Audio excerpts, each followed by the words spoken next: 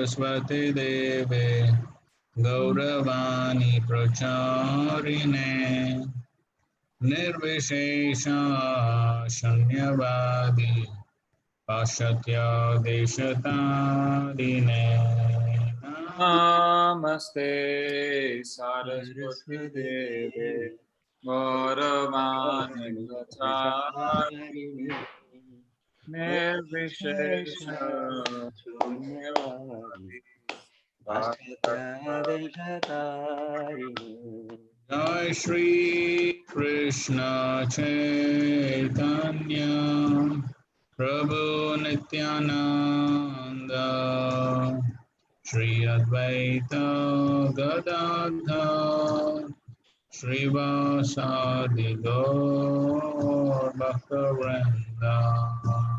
जय श्री कृष्ण चैतन्य प्रभु नित्यानंद श्री अद्वैत गदाधर श्रीवासादि गौर भक्तवृंद। हरे कृष्णा कृष्ण कृष्ण हरे हरे हरे राम राम राम हरे हरे। हरे कृष्णा कृष्ण कृष्ण हरे हरे हरे राम राम राम हरे हरे। हरे कृष्णा कृष्ण कृष्ण हरे हरे हरे राम राम राम हरे हरे। हरे कृष्णा कृष्ण कृष्ण हरे हरे हरे राम राम राम हरे हरे। हरे कृष्णा कृष्ण कृष्ण हरे हरे हरे राम राम राम हरे हरे। हरे कृष्णा कृष्ण कृष्ण हरे हरे हरे राम राम राम हरे हरे। हरे कृष्णा कृष्ण कृष्ण हरे हरे हरे राम राम राम हरे हरे। हरे कृष्णा कृष्ण कृष्ण हरे हरे हरे राम राम राम हरे हरे। हरे कृष्णा कृष्ण कृष्ण हरे हरे हरे राम राम राम हरे हरे। हरे कृष्णा कृष्ण कृष्ण हरे हरे हरे राम राम राम हरे हरे। जय प्रभुपादा जय प्रभुपादा जय प्रभुपादा। जय प्रभुपादा जय प्रभुपादा जय प्रभुपादा। हरिनाम संकीर्तन की जय श्री जय प्रभुपाद की जय। जय। ओम ज्ञानतिमिरन्धस्य ज्ञानाञ्जनशलाकया चक्षुरुन्मिलितं येन तस्मै श्रीगुरवे नमः। श्रीचैतन्यमनोभीष्टं स्थापितं येन भूतले स्वयं रूप कदा मह्यं ददाति स्वपदान्तिकं। वन्देऽहं श्रीगुरो श्रीयुतापदकमलं श्रीगुरुन् वैष्णवांश्च Shri Rupam Sagrajatam Sahagana Raghunatham Tam Sajivam Sadvaitam Savadutam Parijana Sahitam Krishna Chaitanya Devam Shri Radha Krishna Padan Sahagana Lalita Shri Vishakhantam Nama Om Vishnu Padaya Krishna Krishnaya Bhutale Srimate Bhakti Vedanta Swamin Nitinamane Namaste Saraswate Devi Gauravani Pracharine Nirvishesha Shunyavadi Paschatya Deshatarine Namo Mahavadanyaya Krishna Prema Pradayate Krishnaya Krishna Chaitanya Namane Gauradvashe Namaha हे कृष्णा करुणा सिंधु दीनबंधो जगतपते गोपेश गोपिका कांत राधा कांत नमोस्तुते तप्त कांचन गौरांगी राधे वृंदावनेश्वरी वृषभानुसुते देवी प्रणमामि हरिप्रिये वाञ्छाकल्पतरुभ्यश्च कृपा सिन्धुभ्य एव च पतितानां पावनेभ्यो वैष्णवेभ्यो नमो नमः जय श्री कृष्ण चैतन्य प्रभु नित्यानंद श्री अद्वैत गदाधर शिवासादि गौर भक्तवृंद हरे Krishna Krishna Krishna Hare Hare Hare Ram Ram Ram Hare Hare Hare Krishna. Okay, so yesterday we discussed about Kleshagni. Somebody would like to revise a few points?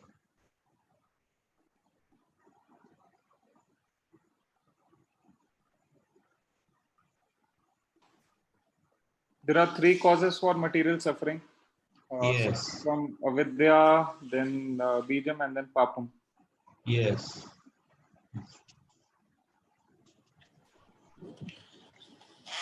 About Bijam Prabhuji, one point Sri Prabhupada mentioned was that even though we may be able to neutralize the reactions through austerity, charity, vows, and other methods, but these pious activities cannot uproot the material desires in one's hearts. Yes. But, by serving the lotus feet of Supreme Personality of Godhead, we are immediately freed from such contamination. Right. Only by devotional service can the material desire seeds be destroyed. Yes. And Bijan is a material desire seed, basically. Mm-hmm. Bijan is a material desire seed. Right. And if false ego is there, then there is a material design is there with everybody.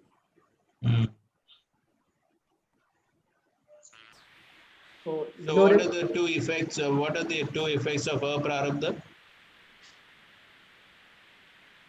Sinful proclivity and we have sinful desires. And what? Sinful desires again.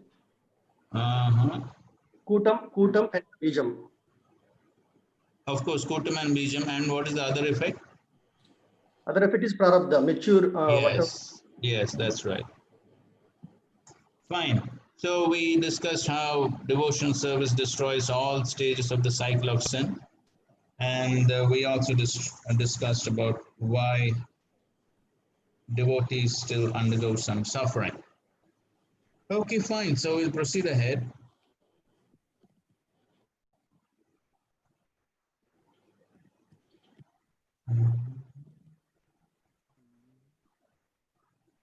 So next is Shubhada.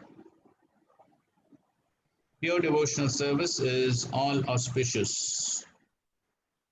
Sarupa Goswami mentions in his Bhakti Rasamrita Sindhu, Shubhani Prinanam Sarva Jagatam Anuraktata Sadguna Sukham Ityadini Akyatani Manishibi.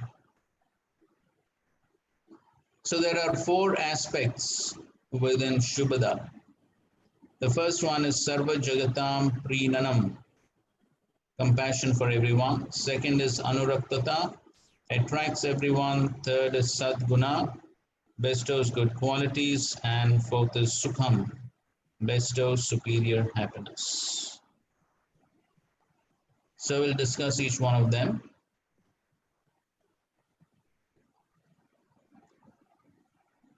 Okay, so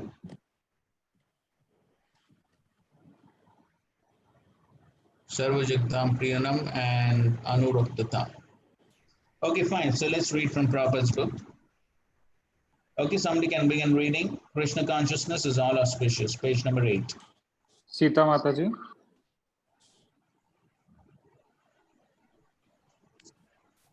Hare Krishna Prabhu.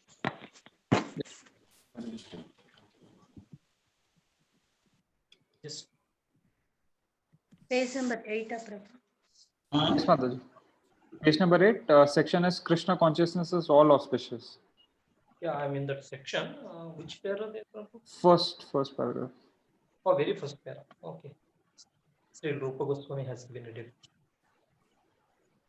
Srila Rupa Goswami has given a definition of auspiciousness.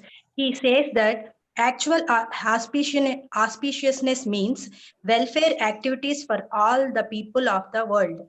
At the present moment, groups of people are engaged in welfare activities in terms of society, community, or nation. There is even an attempt in the form of the United Nations for World Health activity, but due to the shortcomings of limited national activities, such a general mass welfare program for the whole world is not practically possible. The Krishna consciousness movement, however, is so nice that it can render the highest benefit to the entire human race. Everyone can be attracted by this movement and everyone can feel the result. Therefore, Rupa Goswami and other learned scholars agreed that a broad propaganda program for the Krishna consciousness movement of devotional service all over the world is the highest humanitarian welfare activity.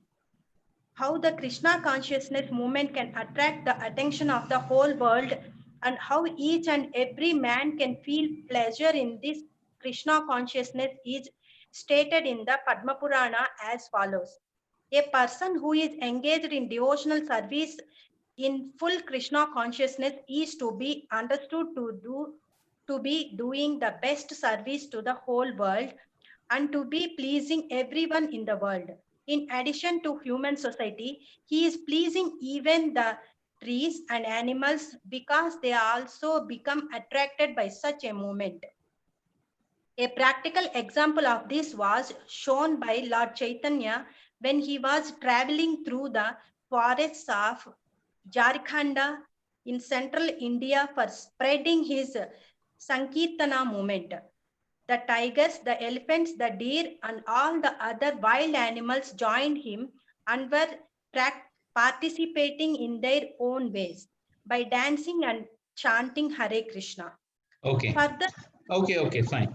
So the first characteristic of Shubhada is Sarva Jagatam Prinam. One shows compassion for everyone.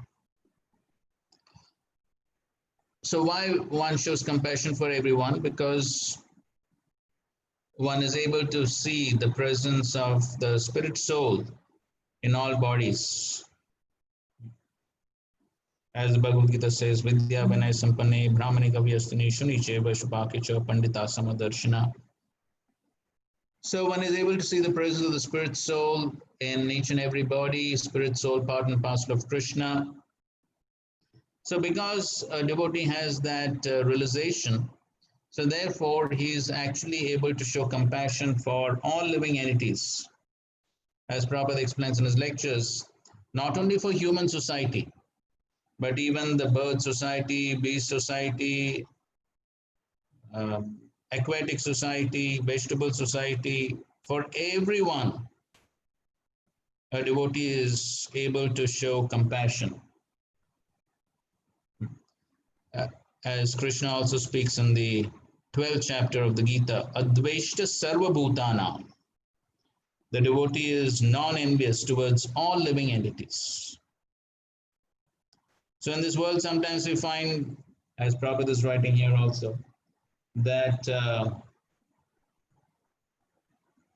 groups of people are engaged in welfare activities in terms of society, community, nation. So people have their own limited spheres of compassion. And so we see some people show compassion to dogs, but they don't mind sending the cows to the slaughterhouse. And some people show compassion to birds, some people show compassion to snakes. So like that, there are different, we find different sections of the people showing compassion to different sections of society. Or we find people have their nationalist views and they have attachment and compassion for their own nation.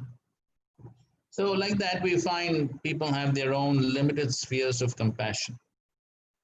But only the devotee, he can actually show compassion to each and every one because he sees the relationship of each and every living entity with the Supreme Lords. Tasam Brahma Mahad Yonir Aham Bija Pradapita. So a devotee understands that Krishna is the father of all living entities. As Prabhupada in lecture, he gives example that just like if a father has two sons and one son is intelligent and earning a lot of money, the other son is not, then if the other son says, okay, let us kill this fellow, will the father agree? No. So similarly, the Supreme Lord has compassion for all living entities because they're all his children. And so the devotee also is in the same mood. And he shows compassion for all living entities. Prabhupada often gave the example of Mrigari, who after becoming a devotee didn't even want to kill the ants. So that's how a devotee shows compassion to everyone. Other points Srila Prabhupada also often mentioned. So therefore, Krishna consciousness is not meant only for the Hindus or only for the Indians, but it is meant for everyone because everyone has a relationship with Krishna.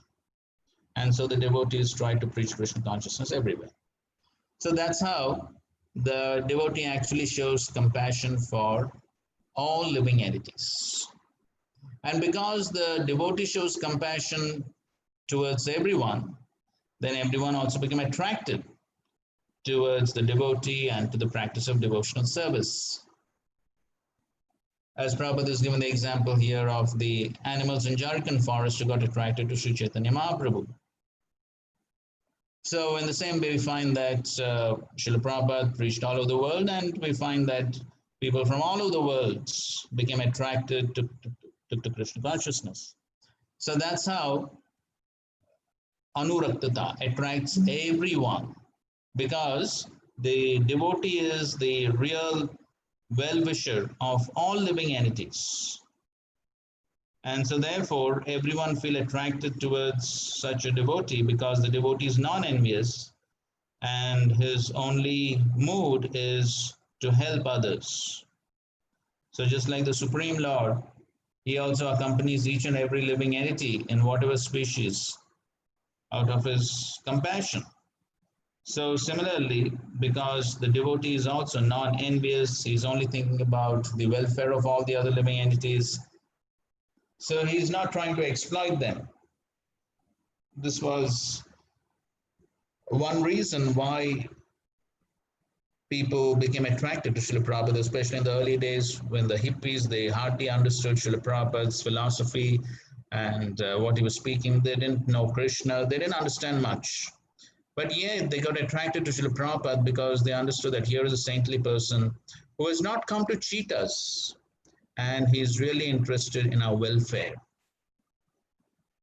So just like it is said about the six Goswamis, Dhira Adhira Jana Priyo. The six Goswamis, they became attractive to both the ruffians and the sober people. So everyone becomes attracted towards a devotee because the devotee is not trying to exploit them. As Srila Prabhupada signed all his letters by saying, "Your ever well-wisher."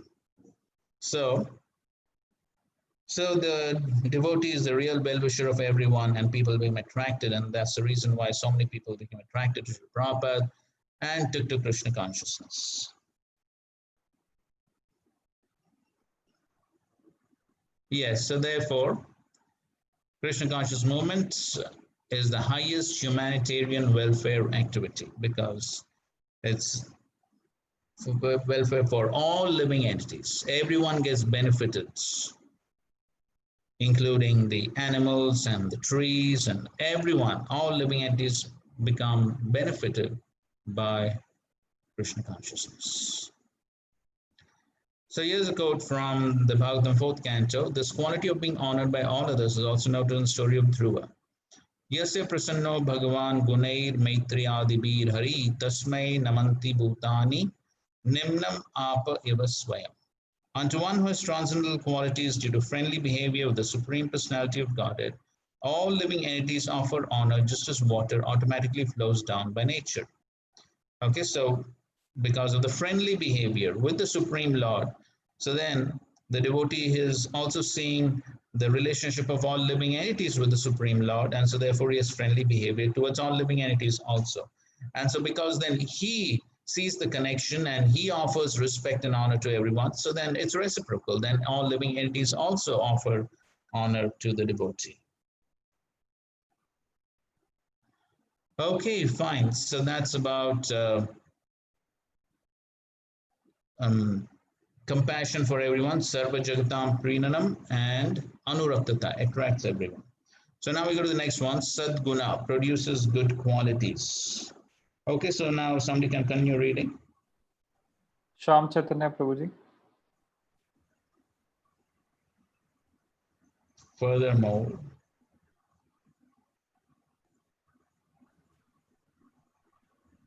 Sham Chaitanya Prabhuji.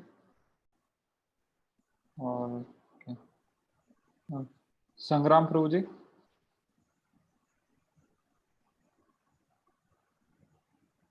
Yes, Prabhuji. Furthermore, a person engaged in Krishna consciousness, acting in devotional service, can develop all the good qualities that are generally found in the demigods. It is said by Sukdev Goswami in the 5th canto of Srimad Bhagavatam, 18th chapter, verse 12, "My dear king, person who have unflinching faith in Krishna and are without any duplicity can develop all the good qualities of the demigods. On account of devotees' high grade of Krishna consciousness, even the demigods like to live with him, and therefore it can be understood that the qualities of the demigod have developed within his body. On the other hand, a person who is not in Krishna consciousness has no good qualities. He may be highly educated from the academic point of view, but in actual field of his activities, he can be seen to be lesser than the animals. Even though a person is highly educated academically, if he cannot go beyond the sphere of mental activities, then he is sure to be perform only the material activities and thus remain impure. There are so many persons in the modern world who have been highly educated in materialistic universities, but it is seen that they cannot take the moment of Krishna consciousness and develop the high qualities of the demigods. For example, a Krishna consciousness boy, even if he is not very well educated by the university standard, can immediately give up all illicit sex life, gambling, meat eating, and intoxication, whereas those who are not in Krishna consciousness, although very highly educated, are often drunkards, meat eaters, sex mongers, and gamblers. These are practically proof of how a Krishna consciousness person become highly developed in good qualities, whereas a person who is not in Krishna consciousness cannot do so. We experience that even a young boy in Krishna consciousness is unattached to cinemas, nightclubs, naked dance shows, restaurants, liquor shops, etc. He becomes completely freed. He saves his valuable time from being extra advantage spent in the way of smoking, drinking, attending the theater, and dancing.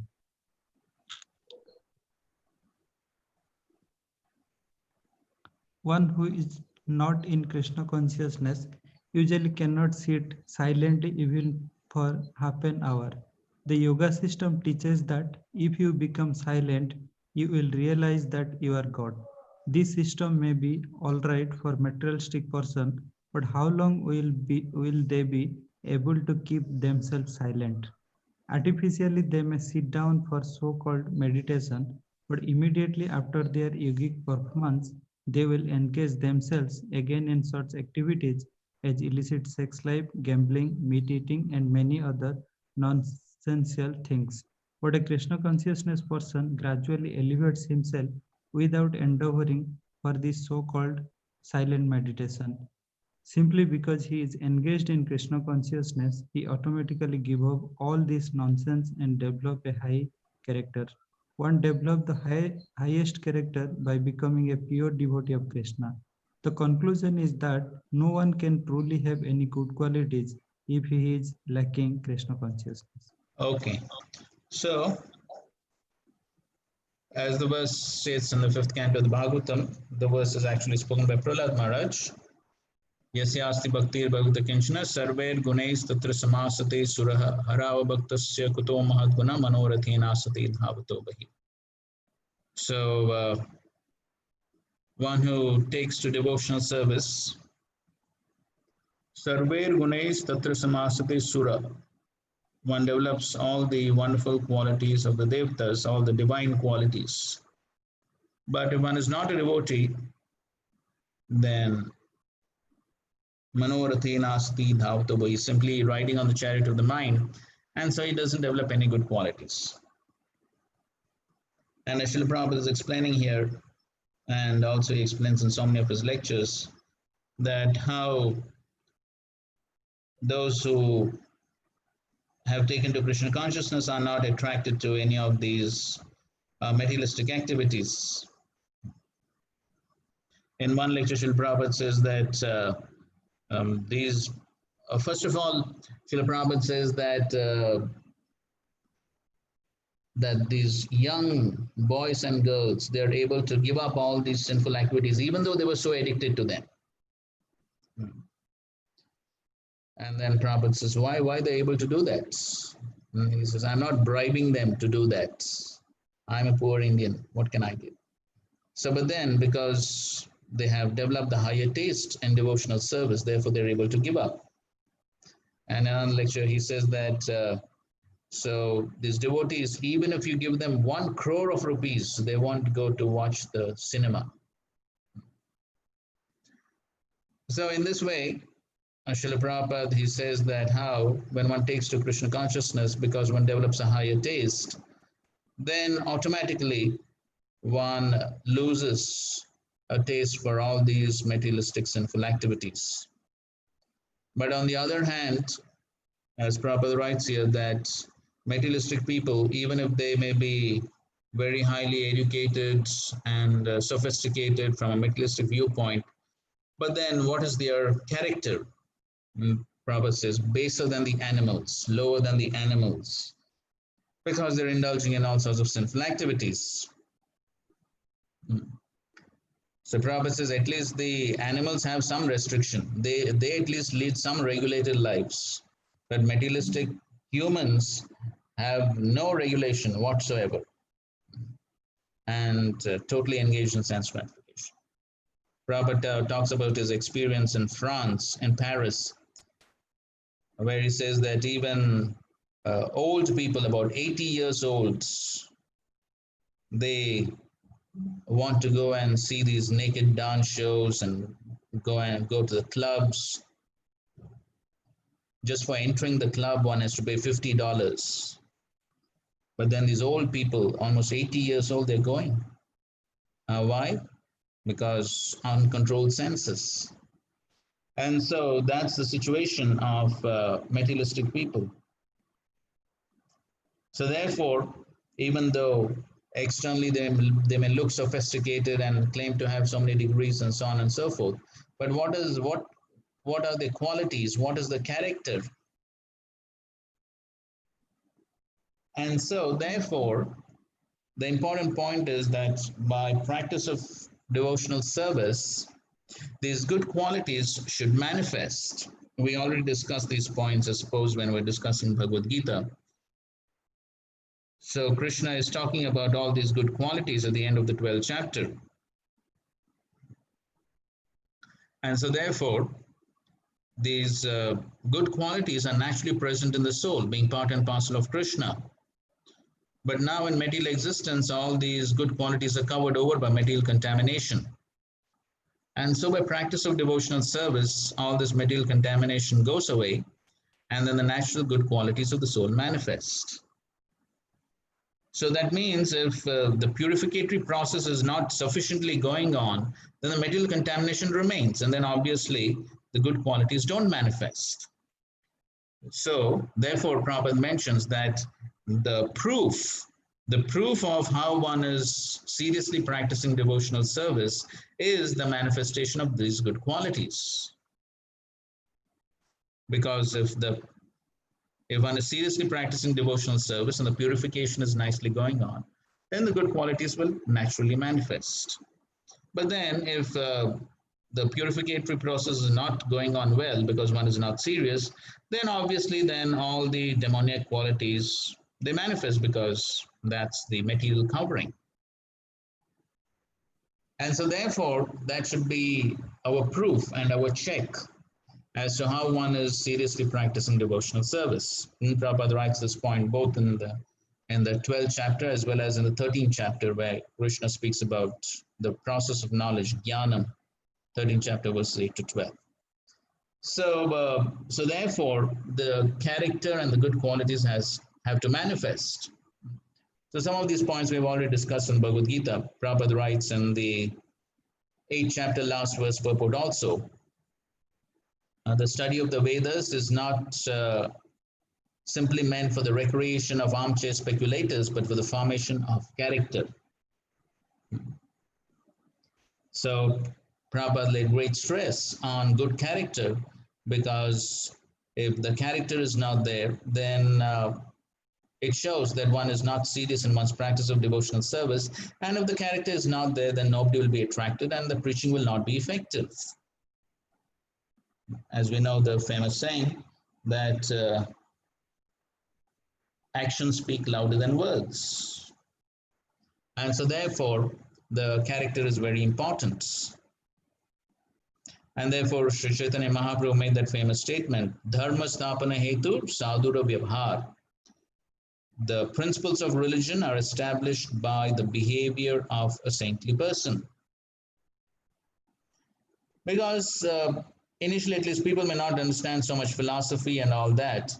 And but then what they're most attracted to is the character and the behavior. And of course, in modern day society, we find that there are so many so-called religionists and sadhus who may give wonderful discourses and speak eloquently on Shastri and so on.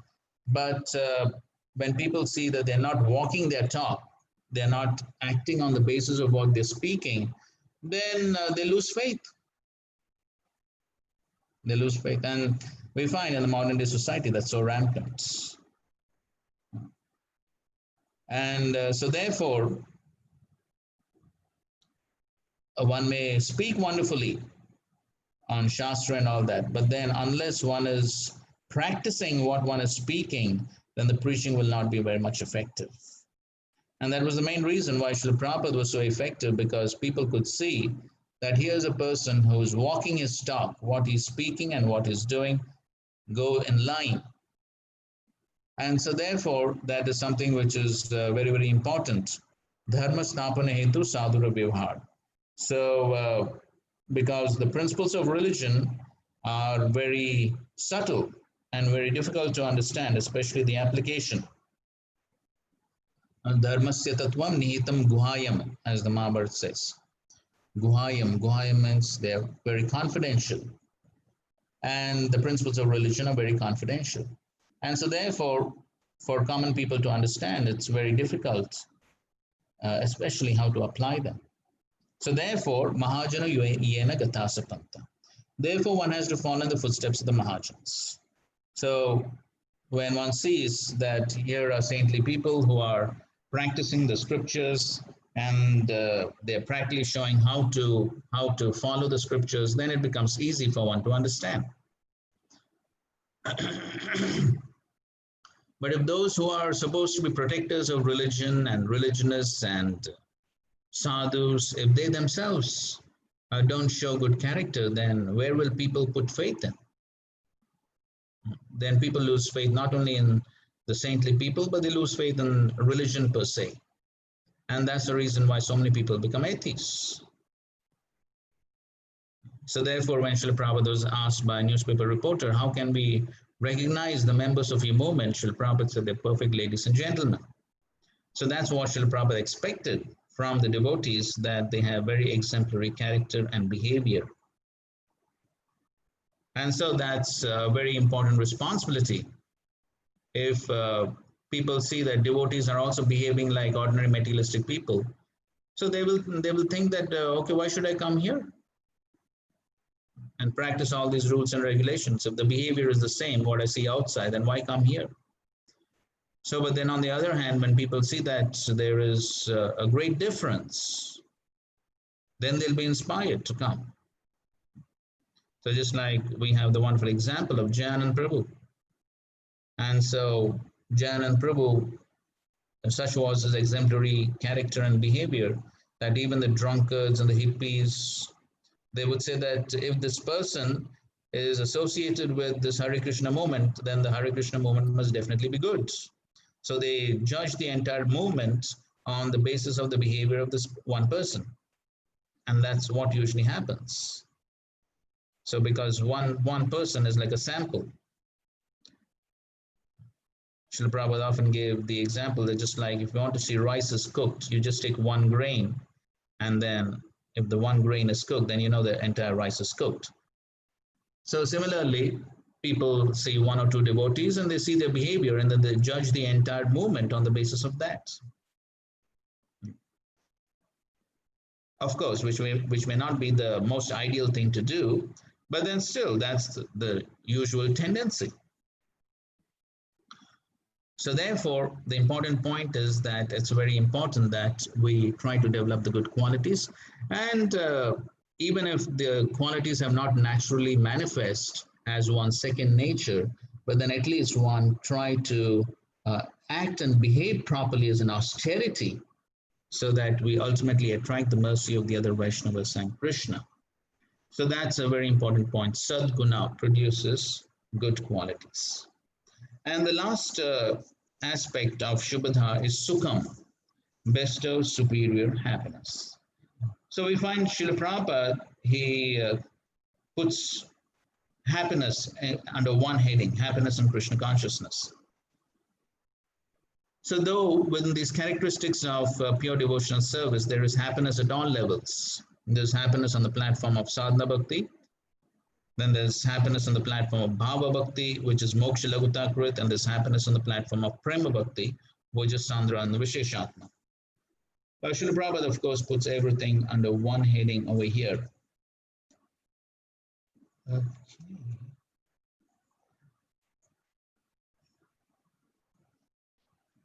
Okay, fine. So we can begin reading this, happiness and Krishna consciousness. Siddharth Subodhi Prabhuji.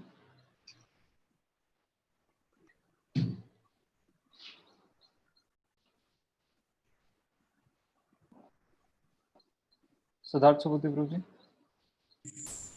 Yeah.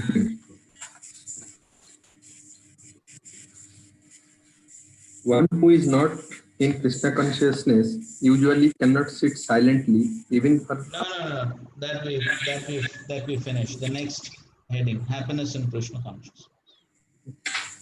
Srila Rupa Goswami has analyzed the different sources of happiness. He has divided happiness into three categories, which are happiness derived from material enjoyment, happiness derived by identifying oneself with the Supreme Brahma, and happiness derived from Krishna consciousness. In the Tantra Shastra, Lord Shiva speaks to his wife, Sati, in this way: my dear wife, a person who has surrendered himself at the lotus feet of Govinda and who has thus developed pure Krishna consciousness can be very easily awarded all the perfections desired by the impersonalist. And beyond this, he can enjoy the happiness achieved by the pure devotees. Happiness derived from pure devotional service is the highest because it is eternal. The happiness derived from material perfection or understanding oneself to the Brahma in inferior is inferior because it is temporary. There is no preventing one's falling down from material happiness, and there is even every chance of falling down from the spiritual happiness derived out of identifying oneself with the impersonal Brahma. It has been seen that great Mayavadis, impersonalists, sannyasis, very highly educated and almost realized souls may sometimes take a political activities or to social welfare activities. The reason is that they actually do not derive any ultimate transcendental happiness in the impersonal understanding and therefore must come down to the material platform and take to such mundane affairs. There are many instances, especially in India, where these Mayavadi sannyasis descend to the material platform again.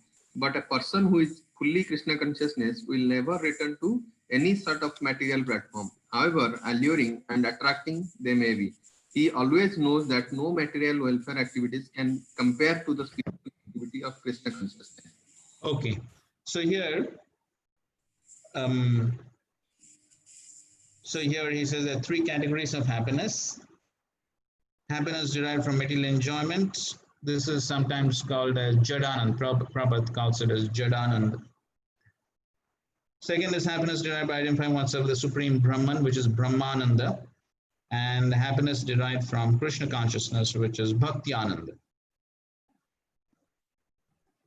So, as far as material happiness is concerned, I think so we have discussed that many times as to how material happiness is temporary. Yehi samsparshaja bhoga dukkha yoni evate adyantavanta kaunteya na teshu ramate buddha.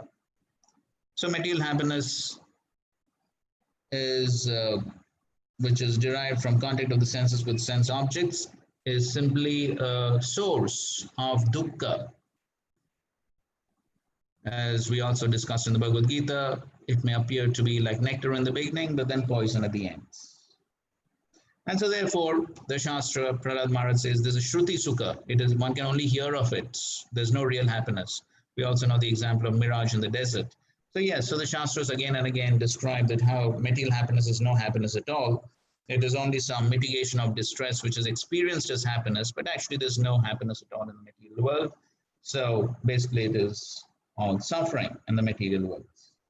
But then still one imagines some so-called happiness when there is some apparent reduction of distress or an apparent cessation of distress, then one experiences that to be happiness, but then that is no real happiness at all. Then as far as happiness derived by identifying oneself with the Supreme Brahman, Brahmananda is concerned, we see that even in the previous section, the previous paragraph also, Prabhupada talks about how there are some transcendentalists who may sit down for so-called meditation, but immediately after the yogi performance, they will engage themselves again in activities that illicit sex, gambling, meat eating. And Prabhupada talks about his experience in Allahabad when there was a big Mayavadi sannyasi, and he gave a big lecture, thousands of people attended, but then immediately after the lecture, then the Mayavadi sannyasi went behind the stage and he wanted to smoke. And so that's the situation of these people, because they really don't have any higher taste in their practices. And for the same reason, that because they don't have a higher taste in their practices, so therefore then, and the soul is actually seeking ananda. That's the natural constitutional position of the soul, anandamaya abhyasa. And because they don't experience that ananda, therefore then they come down once again to performing materialistic activities, as Prabhupada says, even though they may be very highly educated in the Shastras and self-realized and so on, but still because they don't experience the ananda, so therefore then they once again come back to performing materialistic activities. And so these Mayavadi sannyasis once again take to social welfare activities and so on. So therefore that Brahmananda, that happiness of merging with the impersonal Brahman is also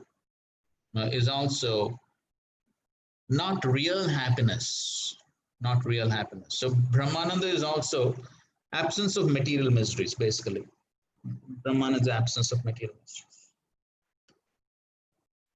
So we know the famous verse, Ye anya arvindaksha vimuktamaninas tvayasta bhavad avishuddha buddhaya aruvya krishnena parampadam tataha patanti adaha anadrita yushmadangraya. So because of not having taken shelter of the lotus feet of the Supreme Lord, then they fall down from their position of Brahman realization. So that shows that how even Brahmananda is not the topmost level of happiness, even though yes, it's better than material, so-called material happiness. It's definitely better than that. But then even that's not the topmost source of happiness, because again, that's simply absence of material miseries. It's no happiness at all. Because the natural propensity of the soul to serve Krishna has not been served, or one has not realized that. So therefore, one cannot experience real happiness. Now, Srila Prabhupada now talks about, so that's about the materialists, then the impersonalists who want to merge with the impersonal Brahman, and then the yogis. So many of the yogis, even though their goal may be Paramatma realization, but many of them get caught up with siddhis. So therefore, now Srila Prabhupada speaks quite elaborately about siddhis, the yogic siddhis, and how the yogic siddhis are also material. And so therefore, one can simply get material happiness by yogic siddhis. So let's read a little more. Okay, let's read 2 paragraphs more. Satyajivan Gaurpuji. The mystic perfections. The mystic performance achieved by actually successful yogis are 8 in numbers. The Anima Siddhi refers to the power by which one can become so small that he can enter into a stone.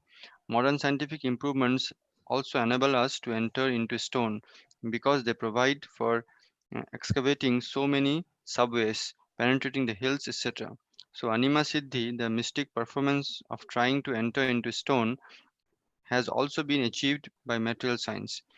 Similarly, all of the yoga siddhis or perfections are material arts. For example, in one yoga siddhi, there is development of the power to become so light that one can float in the air or on water.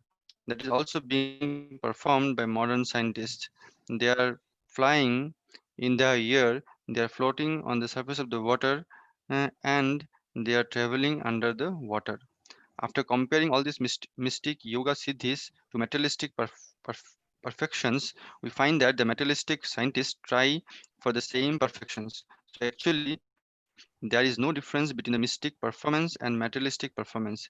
A German scholar once said that the so-called yoga perfection had already been achieved by the modern scientist, and so he was not concerned with them.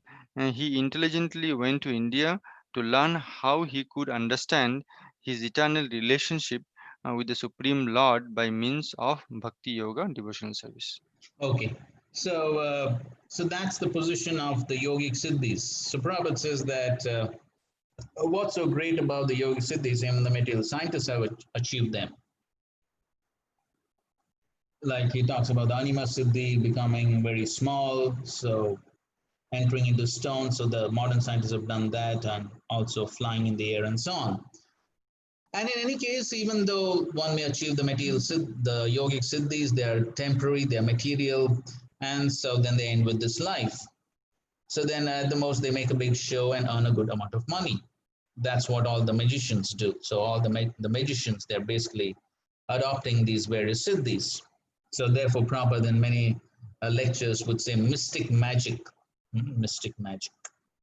And we know the well-known pastime when one magician, he came to devotees and then he was performing some magic tricks, and then the magician asked Srila Prabhupada whether you can perform some magic, and Prabhupada said no. But then Srila Prabhupada pointed out to the devotees and said, but this is the magic I have done.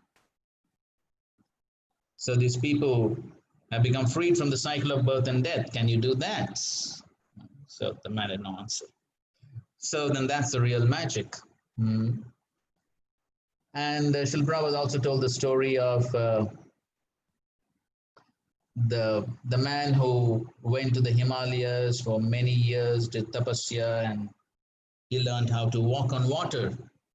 And then he came back to the village, and then he called all the village people on the bank of a pond or river. And then, to the great amazement of everyone, he began to walk on the water. And there was a small boy over there who said, what's so great? This is worth 2 paisa. So the man got angry. What? I spent so many years doing tapasya and you said 2 paisa. The boy said, yes. I pay 2 paisa to the boatman and he takes me across. What's so great? So that's it. So after spending years and years in the Himalayas performing severe austerities, if that's all what one wants to gain, what's the big deal? So therefore, the goal is not simply to get some mystic siddhis and show to people. At the most, one can get some name and fame. That's all material. So of course, Srila Prabhupada did speak about how there are many people who have yogic siddhis. He spoke about some sadhus who can dip themselves in Gangotri and then come out at Rameshwaram via the Ganges, and so they can do all these mystic siddhis. Prabhupada also spoke about another experience he had, I suppose in Allahabad only, of one such yogi who was lying naked on the streets, and so the police had problems. They put him in jail, but then after a few hours he was back on the streets. So then they caught him, put him in jail again, but then again he was back. So this man also had some anima siddhi to become very small. And so even though they put him in jail, then he just came out. So like that, so there are people who have these mystic siddhis. Prabhupada also spoke about one of his, I think so, one friend of his who had such yogi guru. And then once he went to visit him, and then he asked him, what would you like to have? And he said that he wants to have pomegranates from Kabul, Afghanistan, said to be very famous. I don't know. Okay, that's all right. So then the yogi said, okay, you go back to your room and you'll find it there. And so the man went to his room, and then, yes, there was a freshly cut branch of the pomegranate tree, along with the pomegranates from Kabul. So like that, so people have all these mystic siddhis and they can perform all these acts, but ultimately what's the use? So they're all material, and they will finish with this body. So there's no great deal. But on the other hand, of course, if Krishna wants, Krishna is Yogeshwar. He is the source of all these mystic siddhis. And so therefore, if Krishna wants, yes, the devotee can perform so many magical feats, just like what Srila Prabhupada did. Who else could do what Srila Prabhupada did within about 10 years? Frankly, no one. And of course, within his life, then we can tell so many stories of so many magical things that happen. In fact, so many Srila Prabhupada's disciples say that, frankly, every day they could witness some magic with Srila Prabhupada. So yes, so if Krishna wants, the devotee can exhibit so many mystic siddhis, far greater than any of these yogis. So therefore, the devotee doesn't aspire for any of these siddhis or any material happiness or the happiness of merging into the impersonal Brahman. A devotee doesn't aspire for any of them. So then Prabhupada gives a list of all these siddhis, so which we are not reading right now. You can read on your own. So we go to the next page, page number 12. So we can read from the last paragraph. Foolishly, people who are enamored. Ravi Shankar Prabhuji. Yes, Prabhuji. Hare Krishna. Yes, Prabhuji.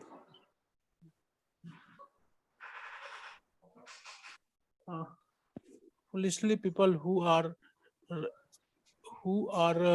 enamored, of the glimmer of modern materialistic advancement are thinking that Krishna consciousness moment is for a less intelligent man. I am better off being busy with my material comforts, maintaining a nice apartment, family, and sex life. These people do not know that at any moment they can be kicked out of the material situations due to ignorance. They do not know that the real life is eternal. The temporary comfort of body are not the goal of life, and it is due only to darkness, ignorance, and people become enamored of the glimmering advancement of material comfort. Srila Bhakti Vinod Thakur has therefore said that the advancement of material knowledge render a person more foolish because it causes one to forget his real identity by his glamour.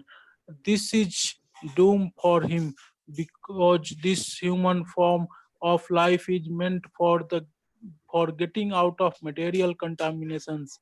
By the advancement of material knowledge, people are becoming more and more entangled in the material existence. They have no hope for they have no hope of being liberated from the catastrophe. The In the Hari Bhakti Sindhu, in Hari Bhakti Suddhyo, it is said, it is stated that the Prahlad Maharaj, a great devotee of Lord, prayed to Narsimha Deva, the half lion and half man incarnations as follows. My dear Lord, I repeatedly prayed unto your lotus feet that I may simply be a stronger in devotional service. I simply pray that my Krishna consciousness may be more strong and steady because happiness derived out Krishna consciousness and devotional service is so powerful that one can have all other perfection in the religiousness, economic development, sense gratifications, and even the attainment of liberations or from material existence. Okay, Actually, okay. So yes, here Srila Prabhupada is speaking about materialistic happiness, which materialistic people think that that's the goal of life. And so Srila Prabhupada in many lectures, he says that yes, even though one may be materially well off and sort of comfortably situated, but how long? How long? Yes, at one point of time, one will be kicked out. No options. So therefore, one has to understand that the material situation is always temporary, and it's going to end at any time. But people with material knowledge, advancement of material knowledge, as Bhaktivinoda Thakur in his bhajans, he says that Mayara Vaibhav. So he says this modern education is only Mayara Vaibhav. So it only makes one gada. It only makes one like an ass because he becomes so caught up in all this materialistic way of life that one doesn't think of anything higher. And one simply keeps working hard like an ass and thinking that to get some little money and sense gratification, that's the goal of life. So and they become entangled more and more in material existence. They have no hope of being liberated from this catastrophe. So that's the modern day situation. Even though the entire world now is experiencing a big catastrophe in the form of the coronavirus, and of course, so many catastrophes have come and gone, and more catastrophes will come. That's the nature of material existence. But how many people are awakening to the reality? So Of course, we do our duty of preaching, and we hope that people understand that this is the nature of material existence. And so therefore, Prabhupada is quoting from the Hari Bhakti Sudodai, where Prahlad Maharaj is praying to the Lord that repeated prayer unto lotus feet, that simply be stronger in devotional service, more strong and steady, because that is the only way one can achieve superior happiness, and then all other types of happiness will appear to be insignificant.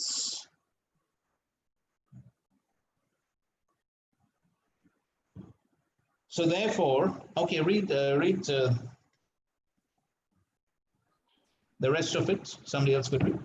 Ravikant, Actually, yes, Prabhuji. yes, actually a pure devotee. Ravikant, Prabhuji.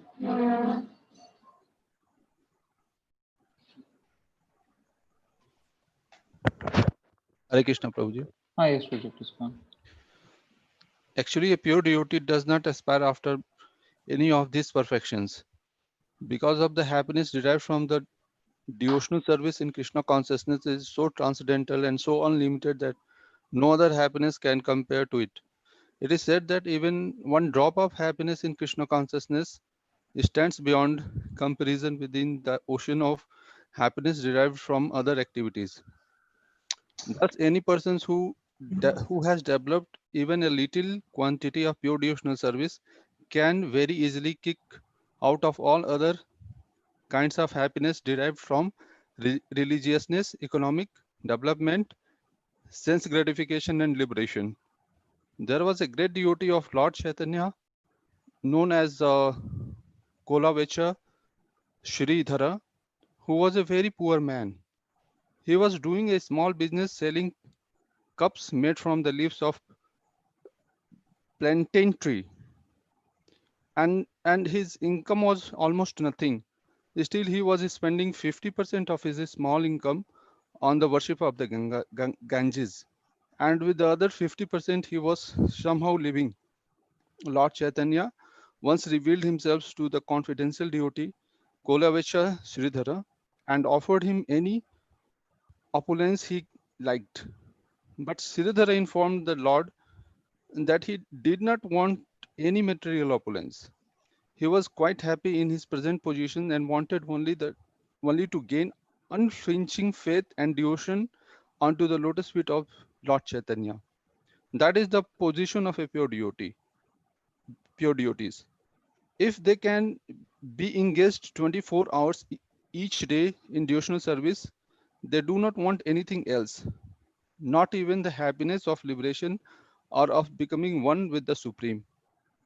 In the Narada Panch Ratra, it is also said that any person who has developed even a small amount of devotional service does not care a big for any kind of happiness derived from the religiousness, economic development, sense gratification, or the 5 kinds of liberation. Any kind of happiness derived from the religiousness, economic development, and liberation of sense gratification cannot even dare to enter into the heart of a pure devotees. It is stated that as the personal attendants and the maid servants of a queen follow the with all respect, Follow the queen. Follow the queen with all respect and obeisances. Similarly, the joys of a religiousness, economic development, sense gratification, and liberation follow the devotional service of the Lord. In other words, a pure devotee does not lack any kind of happiness derived from any source. He does not want anything but service to the Krishna. But even if he should have another any another desire, the Lord fulfills this without the devotees asking. Yes, so therefore, understanding the insignificance of all these different types of happiness, the pure devotee doesn't ask the Lord for any of these things, understanding that all this is temporary, material. So the famous example is being given of Kolavecha Sridhar, and of course all the close associates of Chaitanya Mahaprabhu during the Mahaprakash Leela, when Mahaprabhu was ready to give them anything, he was ready to give them all types of opulence and riches and everything he was ready to give.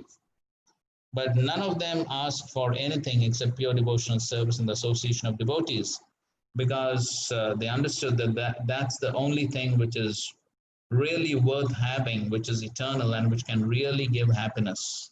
So one should be convinced of this fact that except pure devotional service, nothing else can give one real happiness. So to the degree we're convinced of this fact, then we won't aspire for anything else. As Chaitanya Mahaprabhu has taught us, Nadanam na janam na sundarim kavitamba jagdish kamaye mama janmani janmanishware bhavatat bhakti rahetu vitvai. So that's the aspiration of a devotee. Life after life, I simply want devotional service, because the devotee is convinced that nothing else can give one real happiness. So we know the famous example of Dhruva Maharaj, who was aspiring for a kingdom greater than that of Lord Brahma. But then when he had darshan of the Lord, then he considered all that to be simply like broken pieces of glass, because he achieved the great red diamond of Krishna. So that should be our understanding. And so therefore, one should not contaminate one's devotional service with any other material desires and material aspirations, because all that is material is temporary. It's all going to go. It's all going to vanish with the end of this life. And so therefore, the only aspiration a devotee has is for pure devotional service, because that happiness is much superior to any other type of happiness that's eternal. And and as Prabhupada is concluding the section by saying that even if a devotee has some other desire, then yes, the Lord can fulfill that if he wants. But then, as Bilomangal Thakur says, that Muktir Mukulitanjali Sevate Asman. So he says that for a devotee, even Mukti personified, liberation personified, is standing with folded hands in front of the devotee's house and saying, how can I serve you? So therefore, the results of Dharma, Artha, Kama, Moksha, those are automatically achieved for a devotee, even without asking. So therefore, a devotee is not really concerned about all these other material things, because he's experiencing a superior happiness in devotional service. So that's about Sukham. And that's also about Shubhadha. So under Shubhadha, there are 4 aspects. That is Sarva Jagadam Prinanam, compassion to everyone. Anuraktata, attracts everyone. Sadguna, bestow superior qualities. And Sukham, happiness. So now we go to the next characteristic. And that is Moksha Lagutakrit. So Moksha Lagutakrit is, as we discussed yesterday, the first 2 characteristics are on the stage of Sadhana Bhakti. Moksha Lagutakrit is a characteristic of Bhava Bhakti. So this is also happiness, but this is happiness on the platform of Bhava Bhakti, where moksha or liberation becomes Laghu. Laghu means small or insignificant. So those in pure devotional service deride even the conception of liberation. So this is, in one sense, we have already discussed. It is falling under the same category of Sukham or happiness. But anyways, Prabhupada also puts it separately on the next page, the happiness of becoming one with the Supreme. Okay, somebody can read that. The happiness of becoming one with the Supreme. Malti Mataji.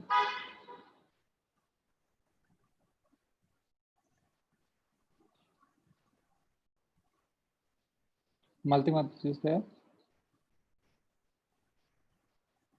Okay. Prabhu, is Yes. it green or it is in the? It is From the book.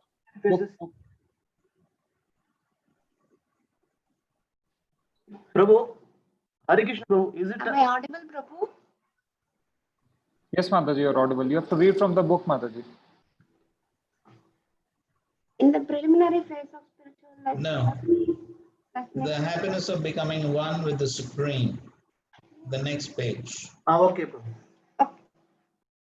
Srila Rupa Goswami says that if Brahmananda or the happiness of becoming one with the Supreme is multiplied by 1. No, not clear. it audible now? Yes, Mataji. Srila Rupa Goswami says that if Brahmananda or the happiness of becoming one with the Supreme is multiplied by 1 trillion fold, it still cannot compare to an atomic fraction of happiness derived from the ocean of devotional service. In the Haribhakti Subodhaya, Prahlad Maharaj, while satisfying Lord Narasimhadeva by his prayers, says, "My dear Lord of the universe, I am feeling transcendental pleasure in your presence and have become merged in the ocean of happiness. I now consider the happiness of Brahmananda to be no more than the water in the impression left by a cow's hoof in the earth compared to this ocean of bliss."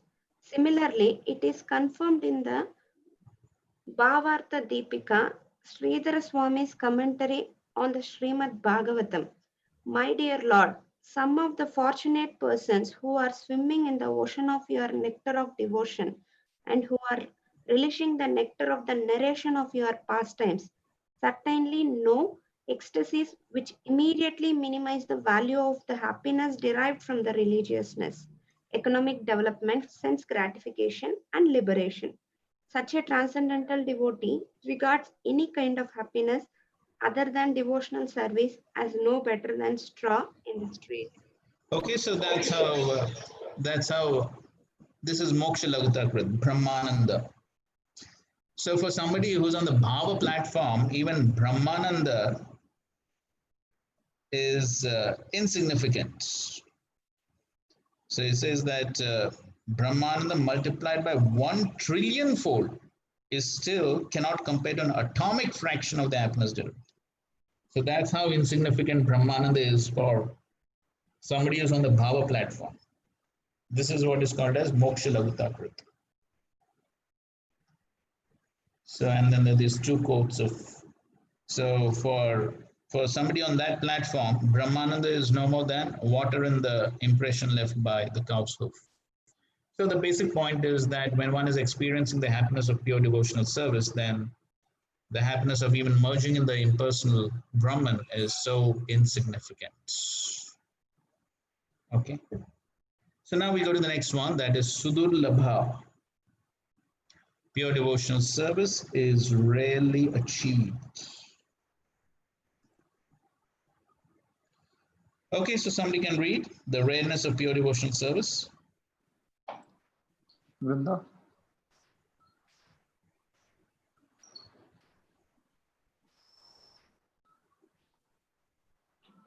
Previous page.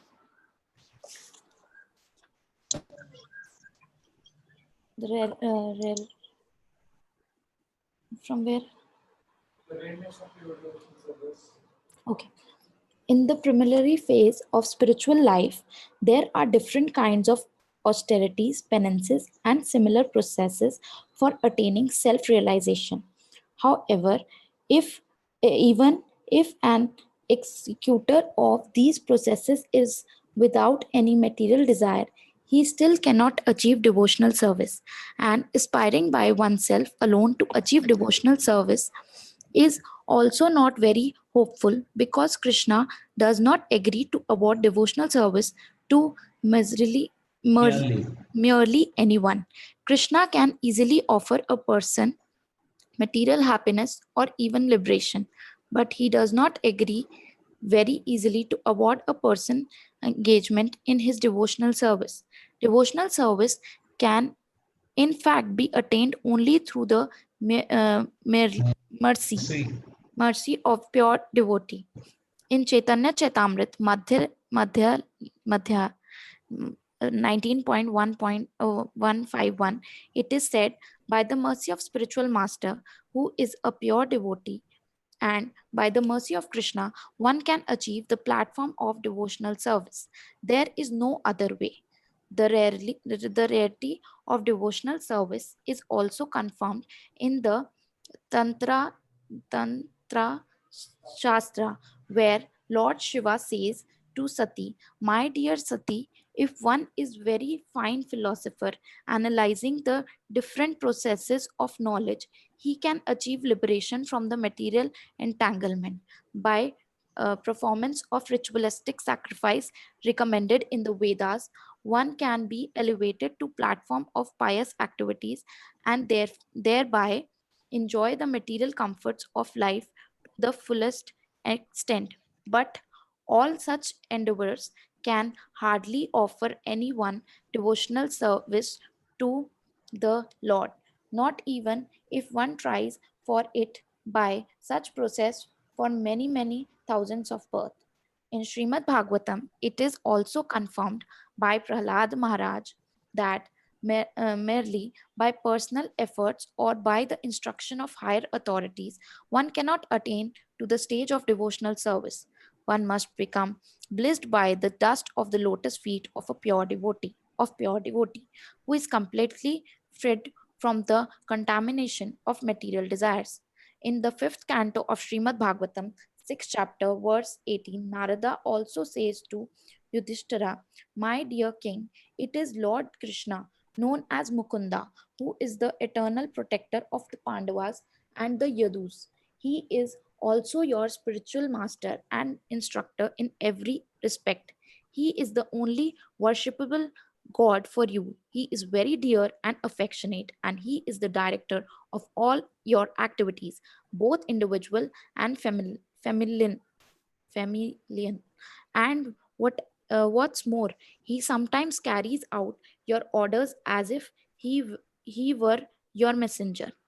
My dear king, how very fortunate you are, because for others all these favors given to you by the Supreme Lord would not even be dreamt of." The purport to this verse is that the Lord easily offers liberation, but He rarely agrees to offer a soul devotional service, because by devotional service the Lord Himself becomes purchased by the devotee. Okay, fine. So the essence of the whole thing is that here we are talking about Bhava Bhakti. This point must be remembered. So sadhana bhakti, yes, sadhana bhakti, many people can get sadhana bhakti. Of course, even that's not so, you could say, not so many, especially in Kali Yuga. Even that's quite rare to begin even sadhana. But okay, fine. Sadhana bhakti, at least many, but at least especially by the mercy of Sri Chaitanya Mahaprabhu now, many are getting a chance to begin sadhana bhakti. But here we are talking about bhava bhakti. And so therefore, bhava bhakti is very rare. That is not very easily obtained. So as all these quotes and references here are speaking about how one can perform austerities, penances, do so many things. But Krishna can offer even material happiness, liberation, but Bhava Bhakti, no, not so easy. Why? As Prabhupada is giving two references here.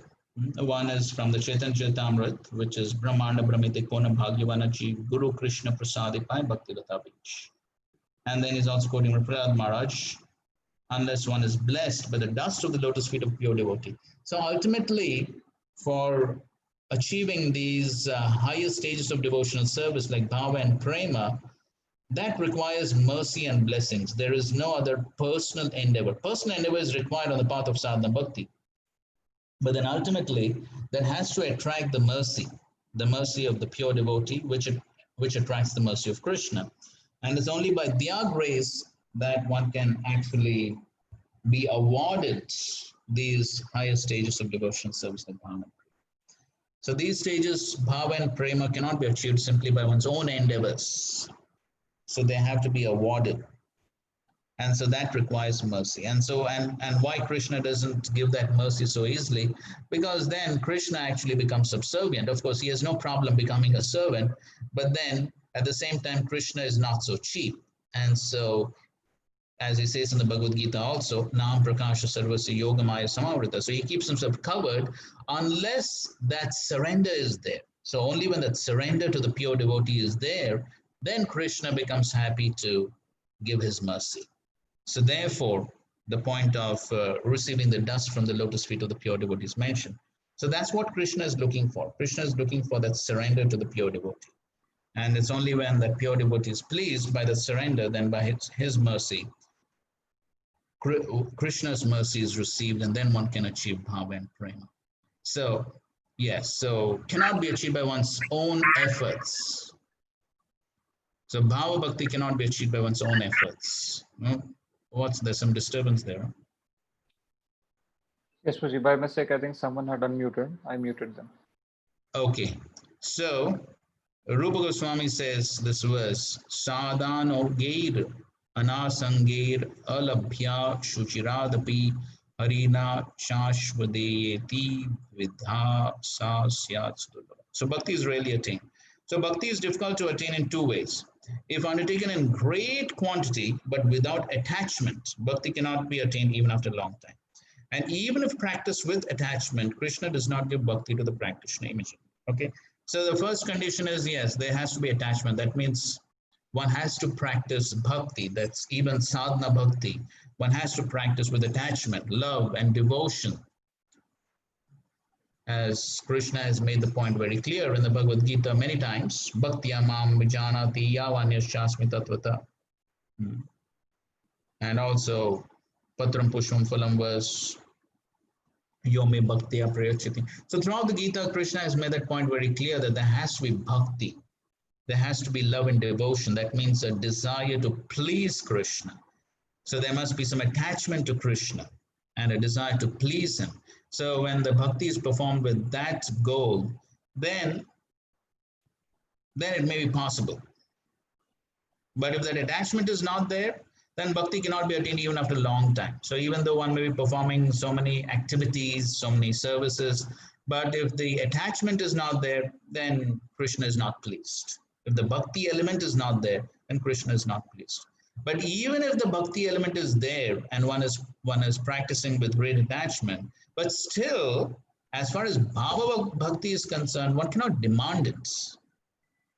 Even if practiced with attachment, Krishna does not give bhakti. Here, it is bhava bhakti to the practitioner immediately. Right? So one cannot demand. Krishna is Swarat, Krishna is independent. When he likes, he will give. So one cannot demand. So ultimately, one has to be patient. We all read this. Yes, Krishna rarely awards it because Krishna becomes purchased by the devotee. So that's about. Okay, the second type of rarity is described in Bhagavatam. So this is what already we have read from the Bhagavatam 5th canto. So this is about the Pandavas, right? So the Pandavas, we see that Krishna became their servants. Krishna became their servants. Why? Because the Pandavas were totally, as Prabhupada writes, malleable in the hands of Krishna. They were totally subservient to Krishna in every way. And so they had great love for Krishna, and so therefore Krishna became subservient to them. Right, so only for such devotees then Krishna awards bhava and prema. Otherwise he does not give bhava.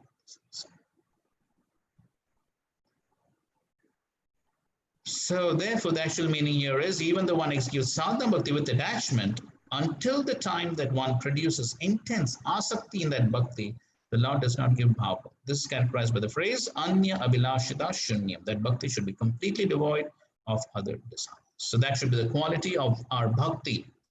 Anya abhilashita shunyam jnana karma dhyanavritam. So if that quality of our sadhana bhakti is there, then, and at the same time, one is doing that according to the instructions of the acharyas and pleasing the spiritual master and the Vaishnavas, then by their mercy, it may be possible to achieve bhava.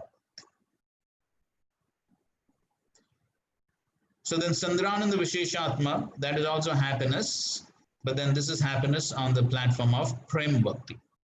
Pure devotional service automatically puts one in transcendental pleasure. This is incalculable condensed bliss, right? So this happiness at the level of prema, we cannot even calculate, cannot even imagine that happiness. It's like condensed milk. So Rupa Goswami says, Brahmanando bhavedesha chet pararga guni krita naiti bhakti sutam bodhe paramanu tulamapi. We already read this. Brahmananda, the happiness of becoming one with the Supreme, is multiplied by 1 trillion fold. It still cannot compare to an atomic fraction of the happiness. Hari Bhakti Sudodaya says, O Guru of the universe, on seeing you directly, I am situated in pure ocean of bliss. All the happiness of impersonal Brahman is as insignificant as the water in the front of a cow. Right, so this is the example of the four Kumaras when they had darshan of Lord Narayan. So the famous verse, Tasya Ravinda Nayanasya Pada Ravinda Injal Kamishra Tulasi Makaranda Vayu Antargata Swavyurena Chakar Tesham Sankshobha Makshar Jusham Apichitta Tanavo. When the breeze carrying the aroma of tulsi leaves from the toes of the lotus feet of the personality of Godhead enter the nostrils of the sages, they experience a change both in body and mind, even though they were attached to the impersonal Brahman understanding. So the four Kumaras, when they smell the tulsi and a darshan of Lord Narayan and his associates, then immediately they develop symptoms of ecstasy. So that shows how the happiness of prema is much higher than that of impersonal realization. Okay, so this is the three levels of happiness, Shubhada and Sadhana Bhakti, Moksha Lagutakrita and Bhava Bhakti, and Sandrananda Visheshatma and Prema Bhakti. And the last characteristic is Sri Krishna Akarshani. Pure devotional service is the only means to attract Krishna. Okay, somebody read, attracting Krishna. Yes, Prabhuji. Srila Rupa Goswami has stated that devotional service attracts even Krishna. Krishna attracts everyone, but devotional service attracts Krishna. The symbol of devotional service in the highest degree is Radharani.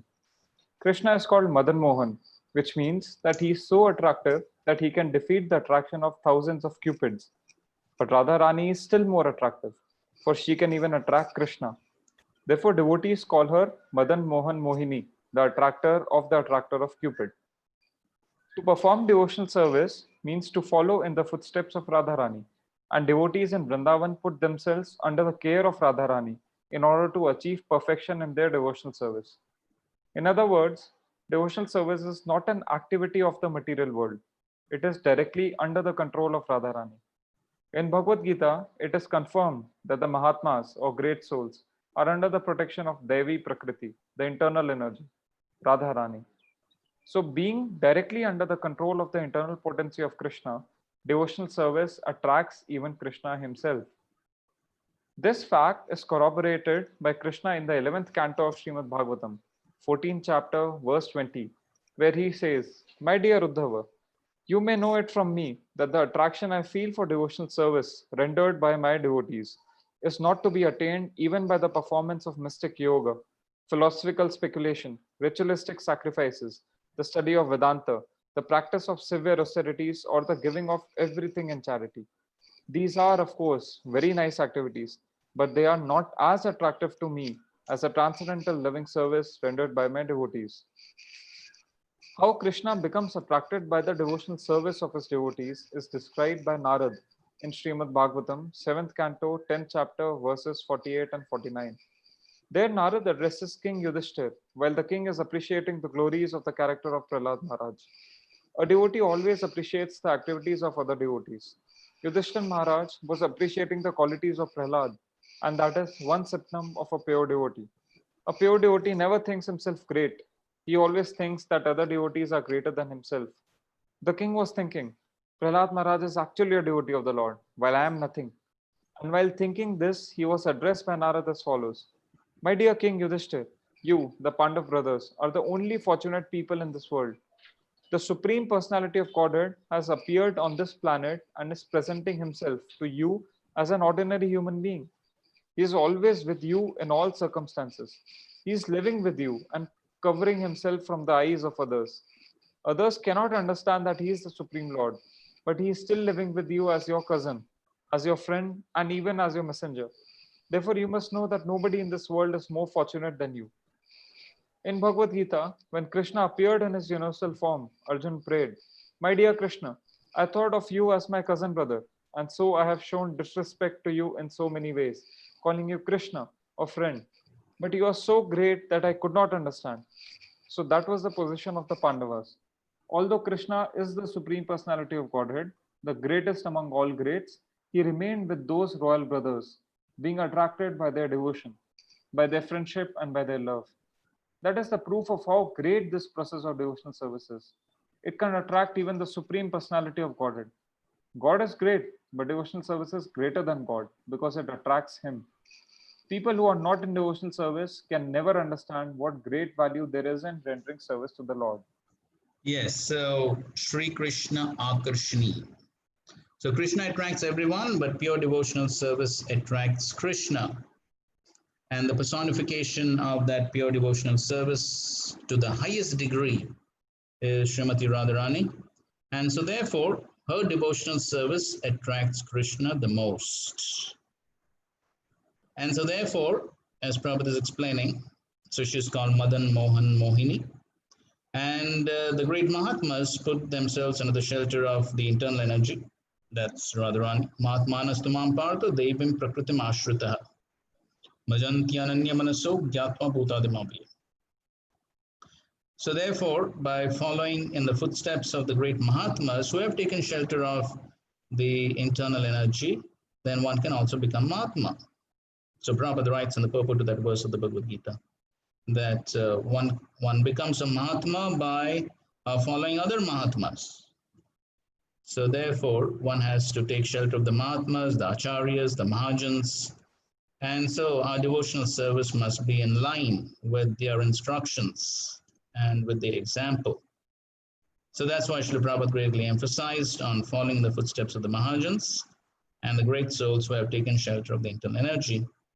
And we also already discussed that point, that is only by taking shelter of these acharyas who have taken shelter of the internal energy that our devotional service becomes transcendental on the spiritual platform. Otherwise, the activities will remain on the material platform.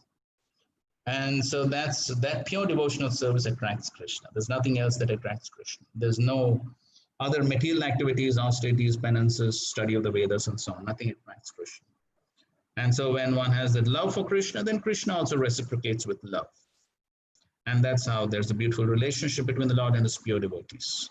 And so the Pandavas, because of their love for Krishna, then Krishna became purchased by them. And he agreed to become their menial servants. And he lived with them. And that's why Yudhishthira Maharaj, Narad Muni is glorifying the Pandavas. Yes.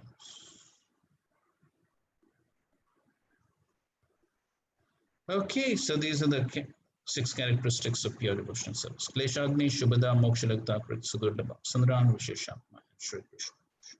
So yes, Prabhupada ends this with this nice statement that God is great, but devotional service is greater than God because it attracts him. So therefore, Prabhupada said that the Mayavadis, the impersonalists, want to become gods, but devotees become greater than God because the devotees, by their devotional service, attract Krishna. And of course, we know in order to taste that pure devotional service and the happiness which Srimati Radharani gets by performing that pure devotional service, then Krishna came as Sri Chaitanya Mahaprabhu in the mood of Srimati Radharani to taste that superior happiness of pure devotional service. That's the glory of pure devotional service, that Krishna becomes purchased by that pure devotional service. And that's the reason. So understanding all these wonderful characteristics of pure devotional service, this should inspire us to seriously take to the practice of pure devotional service under the guidance of the pure devotees, the acharyas, the mahatmas, the mahajans, the spiritual masters.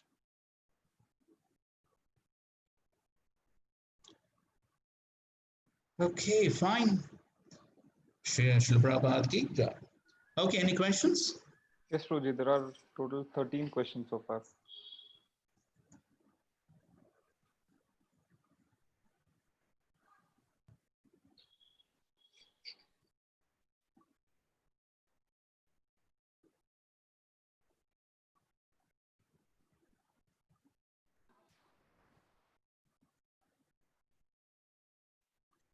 Yes, told about compassion for all living beings, and what about the thought of not obligatory to save drowning person? Yes.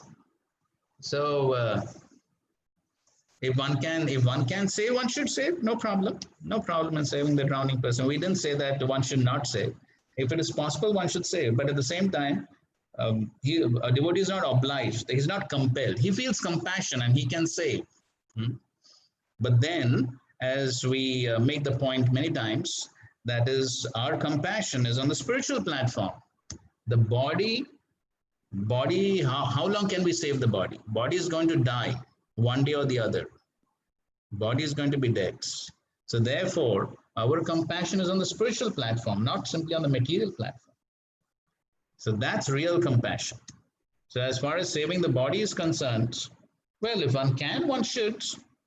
And but at the same time, the devotee is not obliged to do that either. But the point we should understand is the compassion we are talking about is not on the material platform. As Prabhupada in so many lectures he says, compassion on the material platform is like saving the coats. So the man is drowning, and one just saves the coat and shirt and brings it. Oh, I've saved. What's the use of that? So therefore, that is not real compassion. Our compassion is on the spiritual platform. But at the same time, even on the material platform, yes, a devotee feels his paradukha dukhi, and so therefore, if he can save, he tries to save. But then here we are talking about spiritual compassion, not on the material. Okay, fine. Mayavadi sannyasis don't derive transcendental happiness because of improper philosophy. Yes, that's correct. Because anadrita yushmadangre, because of not having taken shelter of the lotus feet of the Supreme Lord. So therefore, the Ananda is not realized. Your name is also Ananda. So, but to realize that Ananda, one has to practice pure devotional service. There is no other way to realize Ananda. Okay? Even in devotional service, one may not feel happiness if he is not practicing Krishna consciousness principles properly. So the happiness mentioned here in regard to pure devotional service. Happiness is there at all stages. That's what we discussed. So there is some happiness on the stage of sadhana bhakti also. Otherwise, how we can continue? So we are able to continue sadhana bhakti because we definitely have some feeling, some realization of happiness. But the point is correct. To the degree one practices seriously and sincerely, one will experience greater happiness. So, but then, even on the stage of sadhana bhakti, some happiness is experienced and realized. But then, greater happiness is on the stages of bhava and prema.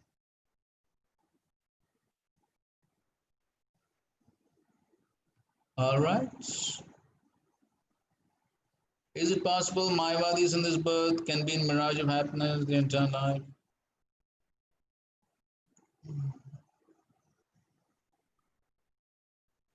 Yes. So because they don't get the real happiness, so therefore they come down to performing material social welfare activities. They can get bhakti only if, first of all, Mayavadis are offenders to the Supreme Lord.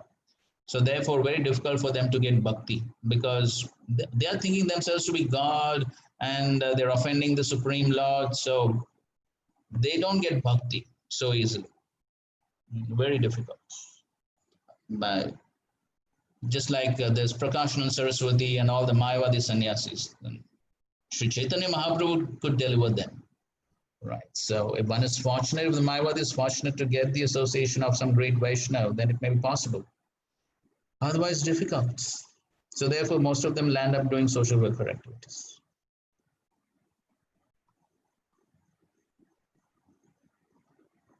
Understanding oneself as Brahman is inferior. Is it because in this thought one thinks too much?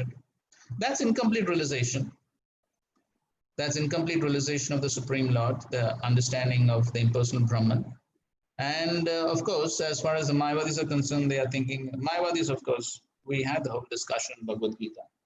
So impersonalists are bona fide. The impersonalist jnanis, they are bona fide. They're trying to understand the supreme absolute truth. But in the Mayavadis, they are totally off track because they think that after liberation, they can become God and all that. So we discussed this in Bhagavad Gita. What is meant by little quantity of pure devotional service? Where? From where are you talking about?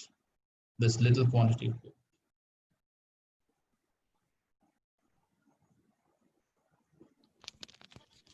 There is a reference page I have to again see, Prabhuji, but there is a reference that with even with little quantity of pure devotion service, we can progress. So you have to show me the reference, then we can comment. I'll try to find, Prabhuji. Yes.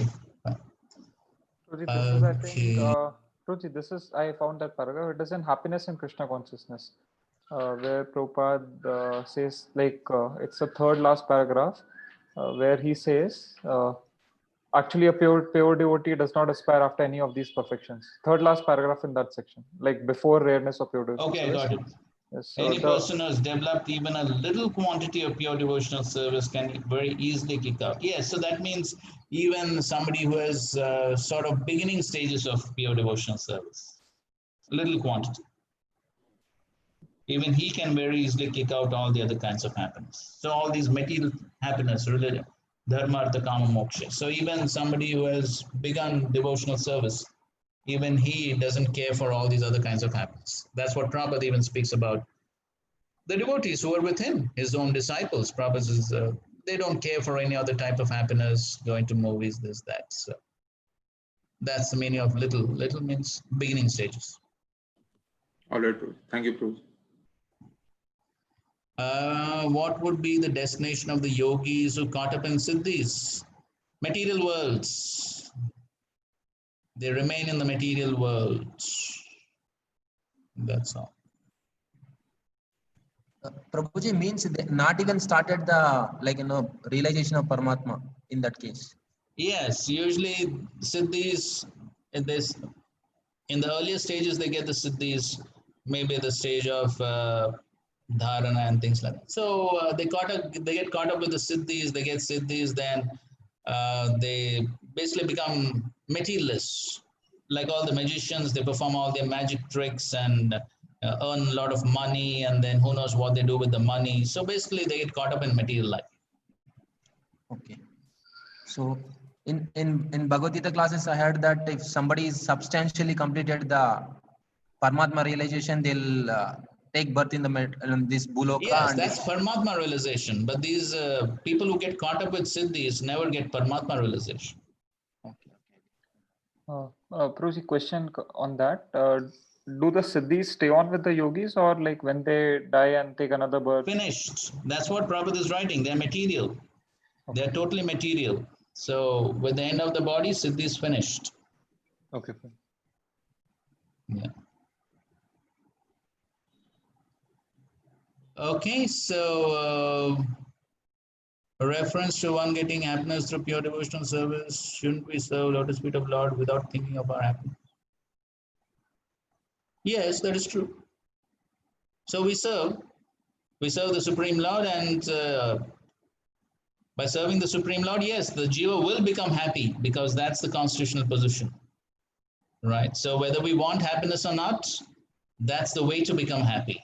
That's the constitutional position of the jiva. So yes, of course, we serve in a selfless way. We are not interested in our happiness. We are interested in the Lord's happiness. But by making the Lord happy, the jiva becomes happy. That is the science.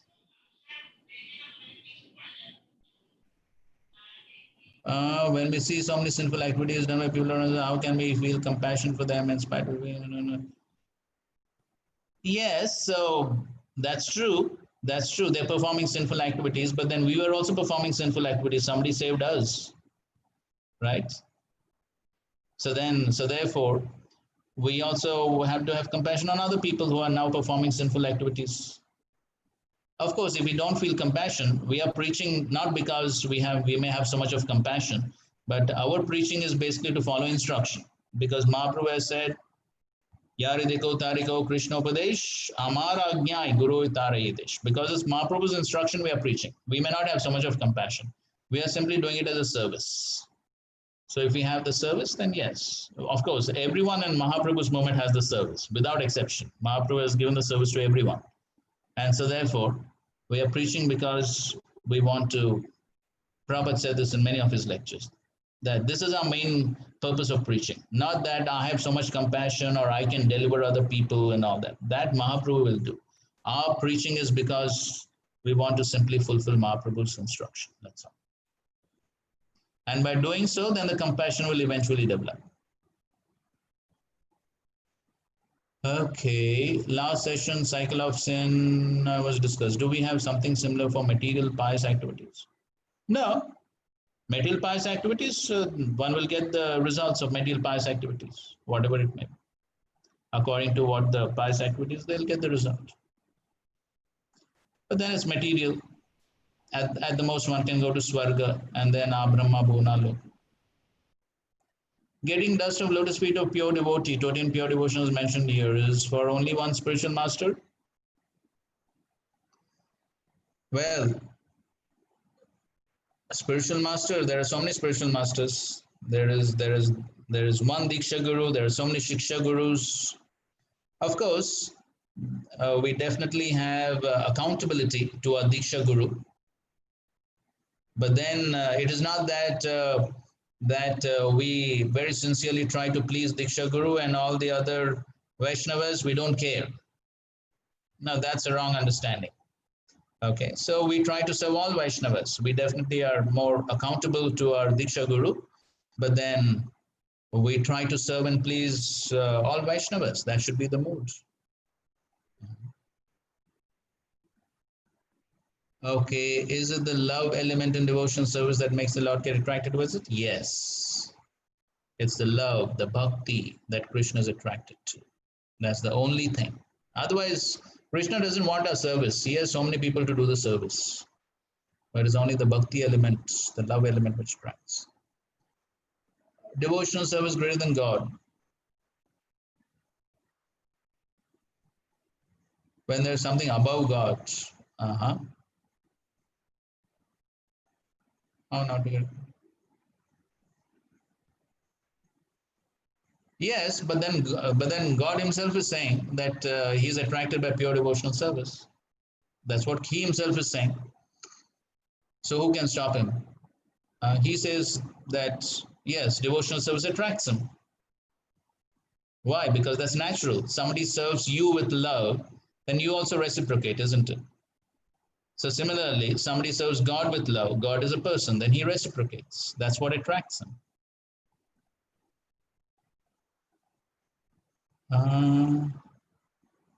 Neophyte devotee, how not to get attracted to happiness, which one can live but be attracted? Yeah, so we are not looking for happiness. Whether we get happiness or not, we serve because we want to make Krishna happy. That's the goal of devotee. Devotee wants to make Krishna happy. And by making Krishna happy, then automatically he will become happy. So yes, even if a neophyte devotee wants to be happy, okay, theek, no problem. He wants to be happy, but what is the process to become happy? Make Krishna happy. Then he'll automatically become happy. So either ways, serve Krishna. When we say Namo Mahavadanyaya, who bestows Krishna Prem profusely, here we say the process is very steep and especially Bhakti is very. Okay, this we will discuss when we discuss Raganuga, Bhava. When we discuss that, then we will discuss this point of how Lord Chaitanya Mahaprabhu is Mahavadanya. Definitely we will cover. If at all I forget, then you can remind me that time. But usually I always cover that point when we discuss Raganuga. Okay. Srila Prabhupada was once asked about the number of pure devotees in the movement. Prabhupada asked us to serve count. Okay, but everyone is not at Bhava Bhakti, so how to? Yes. So yes, everyone is not at Bhava Bhakti, but then the example of the green mango and the ripe mango. So yes, maybe many devotees are like green mangoes, but if they remain connected to the tree, they remain connected to the parampara, then it's just a matter of time that they will become ripe mangoes. So therefore, everyone is potentially a ripe mango, as long as they remain connected to the tree and they continue the process. So therefore, even if it's said that yes, so many pure devotees are there, no problem. As the Chaitanya Charitamrita, Krishnadas Kaviraj Goswami says that anyone who is practicing the process of pure devotional service can be considered to be a pure devotee, because it's just a matter of time he's going to become purified. But then one has to stick on. That is the important thing. That's the real challenge.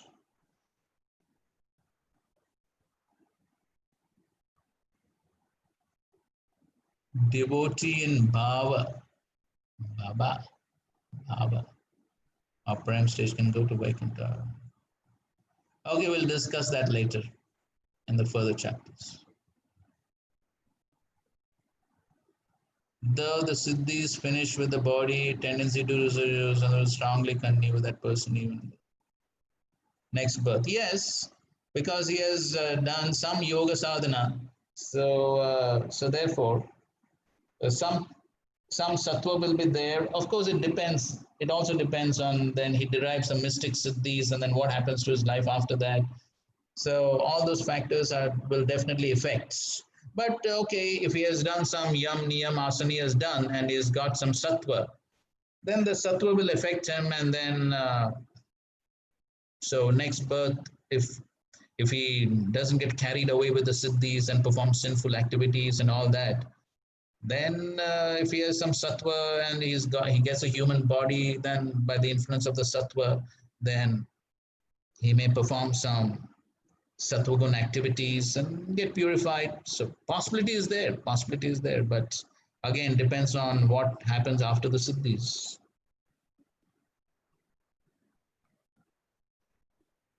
Okay, how to differentiate attachment, devotion, service, and sahajiya? Yes, so sahajiya means, we'll be discussing this also in our further discussions, but sahajiya means basically the sahajiyas don't follow rules and regulations. They make devotional service very cheap. They imagine themselves to be an elevated platform, but they don't follow any rules and regulations. That's sahajiya. So, but if one is properly following the process of devotional service as given by the acharyas, and one is following all the rules and regulations, and if one is experiencing some emotions in kirtan or hearing glories, that's fine. That's fine, because that's natural for the soul, and by the influence of other Vaishnavas and senior devotees and exalted personalities, one may get influenced by their association and may experience some emotions. That is fine. That's fine, as long as one is following the process properly. All right. Yes, Prabhuji, no more questions after this.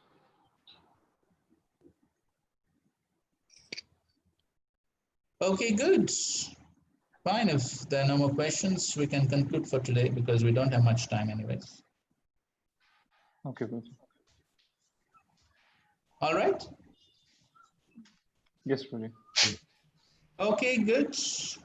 So thank you very much for your kind attention. And tomorrow we will be covering the second chapter, the first stages of devotion, which is about sadhana bhakti.